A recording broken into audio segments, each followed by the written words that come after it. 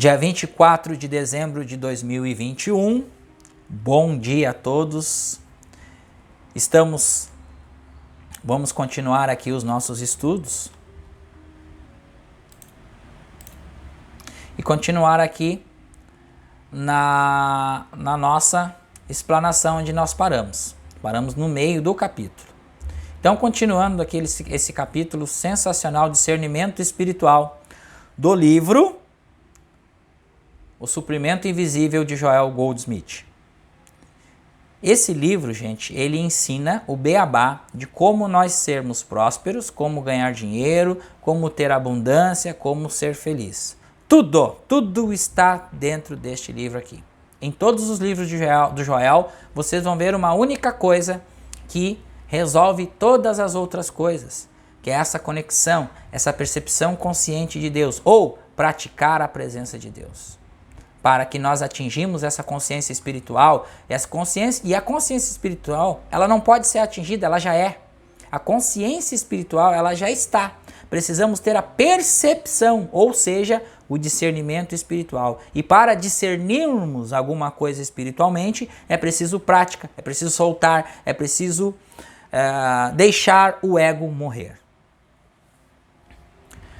Não precisamos procurar remédios ou tratamentos. Não precisamos orar porque já vivemos, movimentamos-nos e temos o nosso ser em Deus. Tudo o que nos resta fazer é permanecer, serenos e reconhecer. Obrigado, Pai, está feito, em qualquer situação. Não temais, sou eu estou no meio de vós, eu estou convosco, jamais vos abandonarei e desampararei. Mas lembre-se de que só concretizamos isso em nossa experiência quando aceitamos em nossa consciência. O fato de tratar-se de uma verdade em nada nos ajudará. Somente a percepção consciente dessa verdade ser-lhe-á de valia. Essa verdade aplica-se a todos, estejam eles às voltas com hospitais, com prisões, com guerras ou pobreza, mas ela não os ajudará, nem ao mundo em geral. Por quê? Por causa da insanidade do sentimento de separação de Deus que se cristalizou em nós. Então tá aqui, gente. Se a gente permanecer nesse sentido de separação de Deus, querendo conquistar territórios, posses, inveja, ciúme, tudo isso aqui, e não compreender esses estudos de Joel aqui, permanecermos numa entropia, a nossa vida vai tornar-se-á cada ano mais e mais difícil. Até que essa civilização deixe este planeta e se instale uma nova civilização com o mesmo propósito da evolução espiritual. Enquanto acreditarmos que somos algo exterior a Deus e tentarmos regressar a Ele, enquanto forcejarmos por trazer Deus para dentro de nossa experiência, continuaremos a nutrir o sentimento de separação de Deus. É a mesma coisa que eu falo quando a gente inicia os estudos do Caminho Infinito, que a gente assim, vamos descansar em Deus, tá, gente? Então, a gente tem problemas. E o que a gente faz? A gente medita para solucionar os problemas. Só que os problemas são coisas externas a nós que estão nos ensinando que ali dentro daquele problema está a solução. E isso é um discernimento.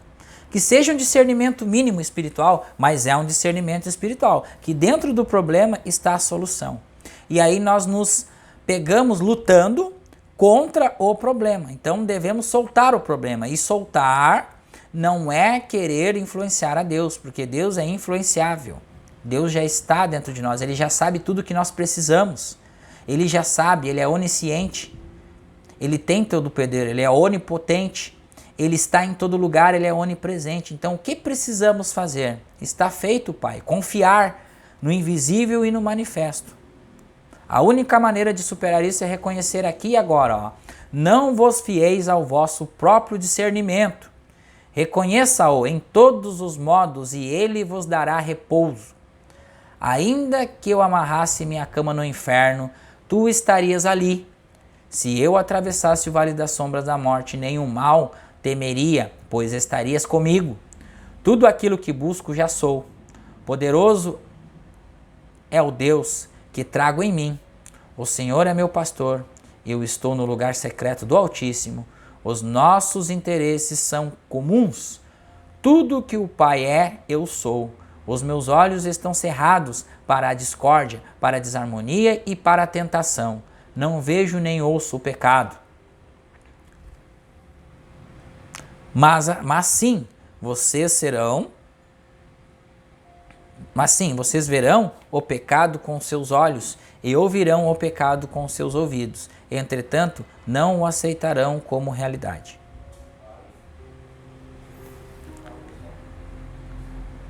Verão nele unicamente sombras despidas de realidade, de modo que nem o temerão, nem o adiarão, nem o amarão, nem lhe darão poder. Jamais deem o poder às aparências, porque não tereis outros deuses ou outro poder. Claro, por muito tempo ainda verão o erro com seus olhos e ouvirão o erro com seus ouvidos. Vocês cheirarão o erro, degustarão o erro, tocarão o erro, mas não lhe darão poder. Não é preciso andar por aí negando ou ignorando. Tá aqui, ó. Aqui a questão toda da sabedoria interior está aqui, gente. Tá? Então a gente não vai sair dizendo por aí que está errado, que isso e aquilo. Não. A gente vai ter um sentimento interior, um discernimento espiritual sobre tudo aquilo que nos dizem e tudo aquilo que é mostrado para nós através das aparências do erro. E ele não tem poder. Simplesmente encarem-no e recusem-lhe o poder. Reconheçam apenas Deus como poder. Desde que o reino de Deus está dentro de mim, todo o poder também está. Desde que todo o poder está dentro de vocês, olhem à sua volta e constatem que nada no mundo pode ter poder. Como a mente de uma pessoa lá fora haveria de ter poder se o reino, enquanto acreditamos que somos algo, seu reino, vamos ver aqui uma coisa dentro dessa edição aqui, peraí. Como a mente de uma pessoa está lá fora, haveria de ter poder se o reino de Deus, mas aqui não tem, tá repetindo, gente. Temos que ter cuidado aqui nesta, seu reino.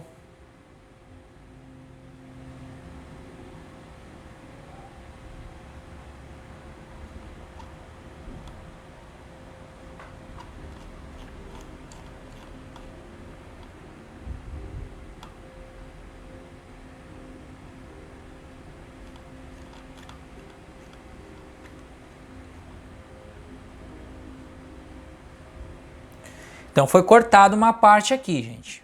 Foi cortada uma parte aqui. Então se o reino de Deus, tá? Se o reino de Deus, então aqui ele copiou, aqui tem uma cópia, que é uma foto isso aqui do livro, ó. Então, desde que todo o poder está dentro de vocês, olhem à sua volta e constatem que nada no mundo pode ter poder. Como a mente de uma pessoa lá fora haveria de ter poder se o reino de Deus está dentro dela? Por essa razão, no caminho infinito, veremos Deus como o poder único e usamos a expressão a armadura da unicidade.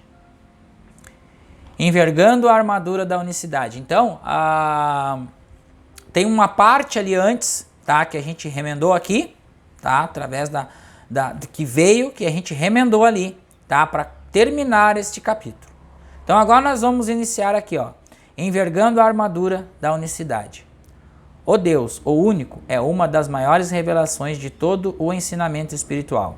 E, no entanto, mesmo no ponto mais alto desse ensinamento, essa revelação mal é mencionada. Não se trata meramente da afirmação de Deus como um. Trata-se de uma revelação, Deus é um, a única presença, o único poder. Deus é a vida única que não precisa ser salva, a vida única que não precisa ser curada, a alma única que não precisa ser purificada. A substância única, a atividade única.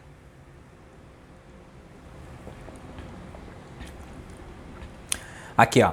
Sendo Deus a substância única, não existe substância má, substância maligna, substância excessiva ou substância escassa. Por isso não temos necessidade de palavras, de pensamentos ou de coisas com as quais mudar as substâncias. Devemos apenas soltar as aparências. Deus é atividade única. Quem temerá a atividade de Deus? Assim não temos necessidade de palavras e de pensamentos, nem de armadura, nem para nos defender ou para atacar. A verdade é que somos tentados a acreditar em outra atividade. Na próxima esquina poderá haver um marginal pronto para assaltar-nos, e nossa primeira tentação é de empregar a força física ou o poder mental para dominá-lo, mas a verdade espiritual sustenta: ficai em paz. A luta não é nossa, não há outro poder senão Deus, não há outra atividade a não ser a de Deus. Portanto, deixemos o homem armado divertir-se com sua arma, ridícula se quiser. Quando caem as bombas atômicas, todos anseiam por um abrigo, por uma muralha ou defesa mental. Contra o quê? Contra a atividade de Deus? Mas se não existe outra atividade, num mundo cristão onde o ensinamento se baseia por inteiro em Deus, como atividade única, por que haveria alguém de temer? As bombas, como os micróbios, não passam de outras tantas tentações.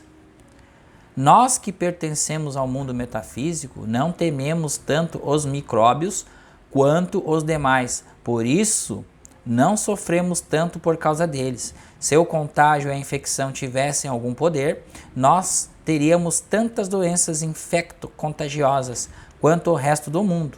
Todavia, andamos por entre outras pessoas e nada acontece. Por quê? Porque descobrimos que não existe poder algum no contágio e na infecção. Essas coisas só teriam poder se fossem uma atividade de Deus, mas não são. São meras aparências, tentando nos induzir a acreditar numa atividade, substância ou presença independente de Deus. Que diferença faz se trata de um germe infinitesimal ou de uma bomba gigantesca? Nenhum dos dois tem a capacidade de nos matar. Só a crença humana lhes dá poder.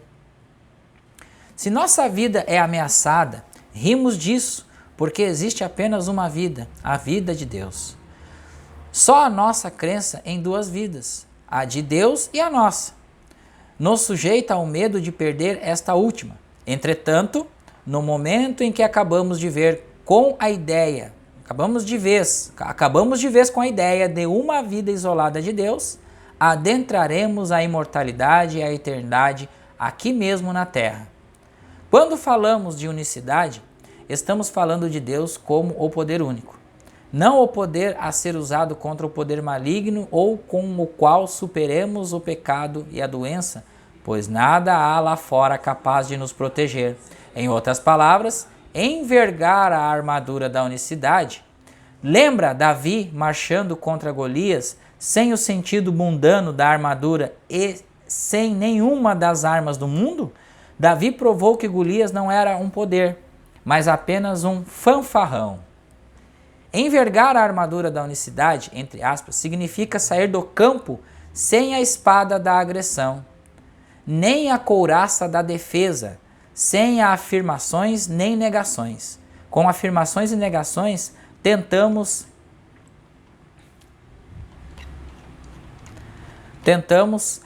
debelar o pecado, a enfermidade, a morte, a carência e a limitação. Mas não há realidade nessas condições. Elas são simples aparências que nos iniciam, que nos incitam à guerra. Então aqui, ó, aqui o Joel ele vem, ele dá uma marretada, gente. Porque o que acontece aqui?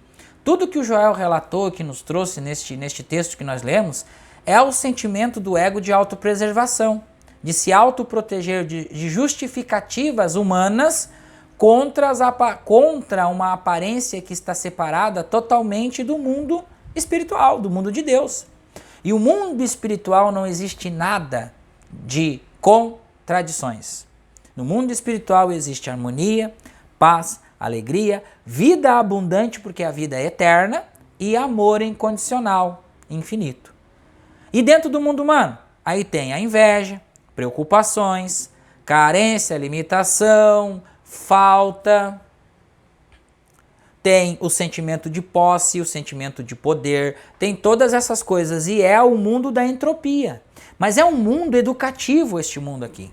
É um mundo educativo que nos empurra ao avanço da harmonia, que é o mundo, o verdadeiro mundo espiritual. Pois tudo é espiritual. Já vou deixar bem claro que não existe nada separado, como o Joel também nos trouxe aqui.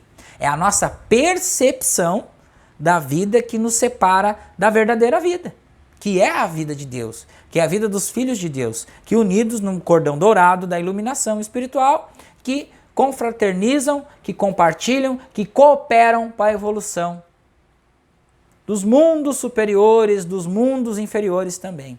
E só cooperando com a graça, com a paz, com a proteção e com a cartilha de Deus, para que nós fazemos os trabalhos que devemos fazer.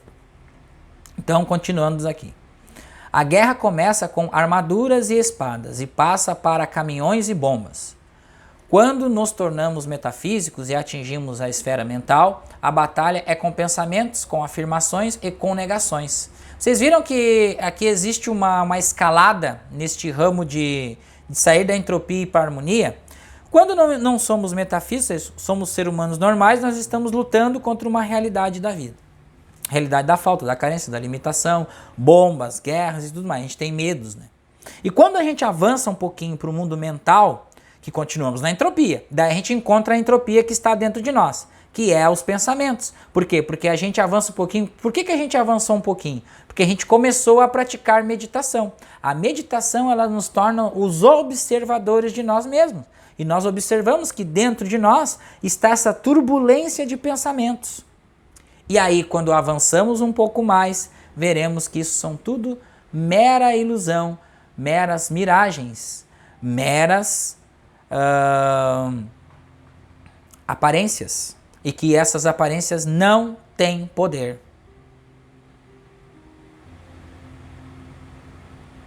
Nada mais fácil que renunciar às armaduras e a espadas quando se está nessa esfera.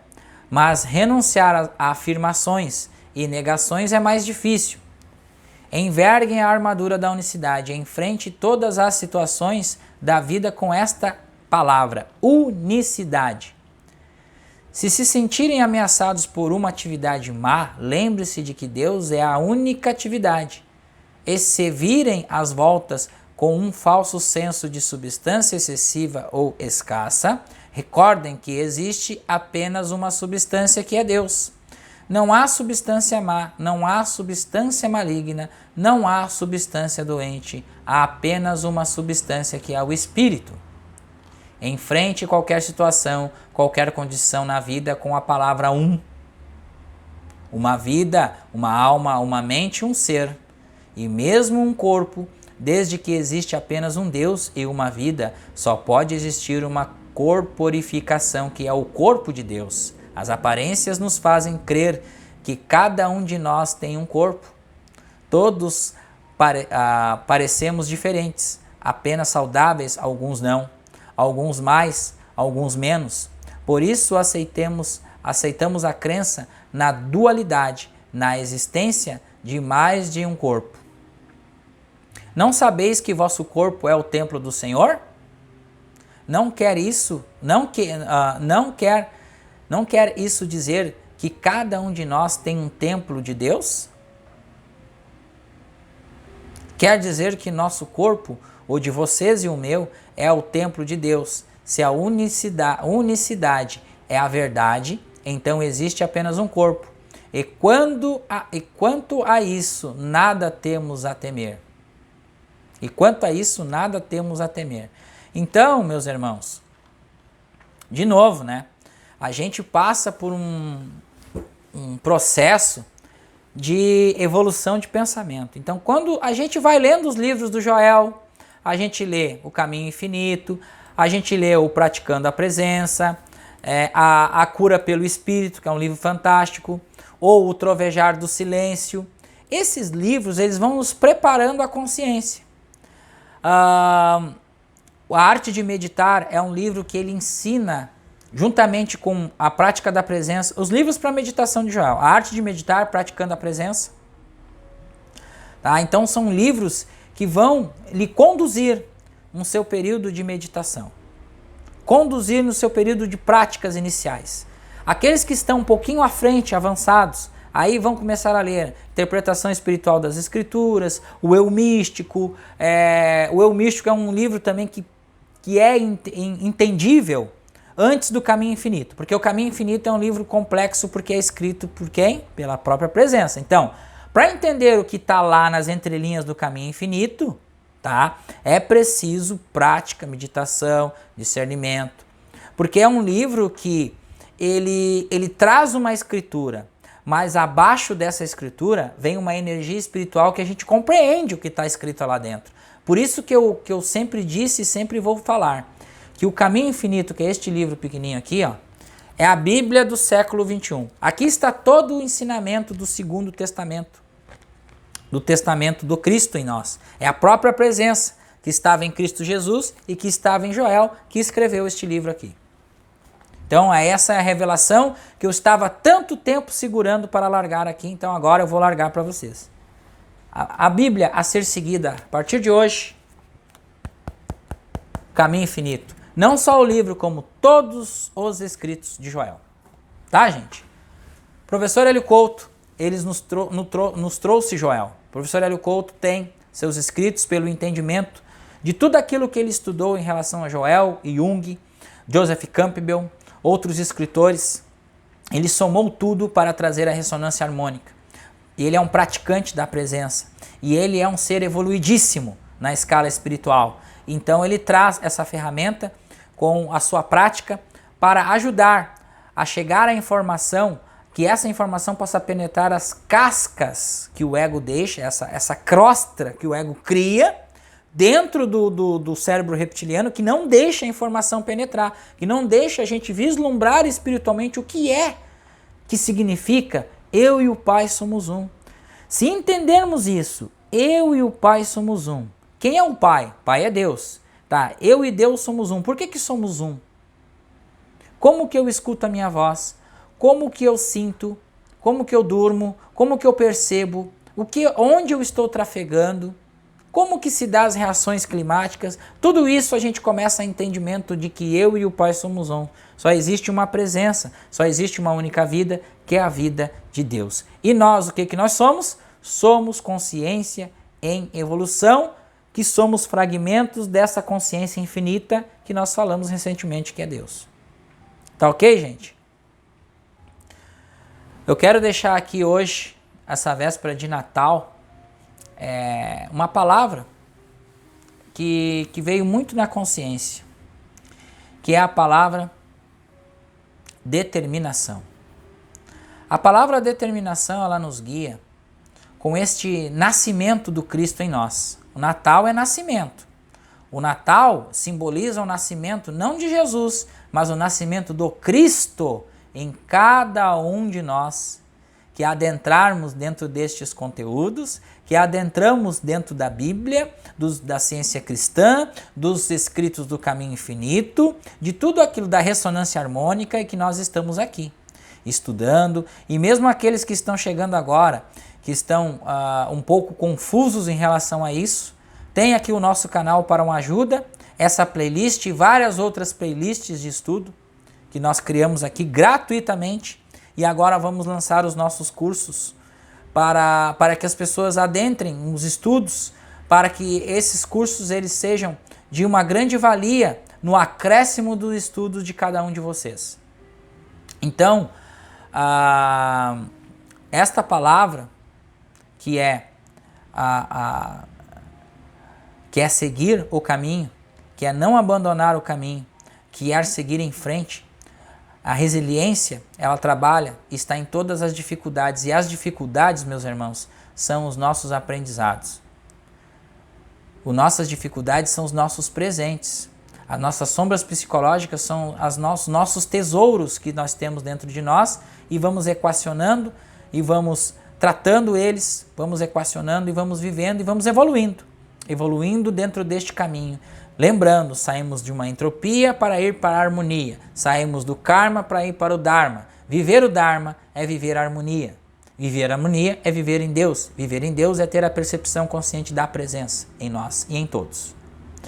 Muito obrigado à audiência, um Feliz Natal a todos vocês, com a paz de Cristo, com a lembrança de que o Cristo está vivo em nós e em cada um de nós, com a luz e o cordão dourado que nos liga a nós, todos os irmãos e estudantes do Caminho Infinito. Obrigado à família do Caminho Infinito, obrigado a todas as pessoas que levantaram estas verdades à frente, professor Hélio Couto, professor Sandro, professor o próprio Joel, que deixou um trabalho pronto para nós. A Rosilda, o canal da Rosilda, que é um canal espetacular, que ela fala nas palestras de Joel e agora ela está esclarecendo dúvidas daqueles que estão inscritos em seu canal, trazendo mais ensinamento e mais ajuda na compreensão desses inscritos aqui. Muito obrigado. A paz de Cristo em todos vós.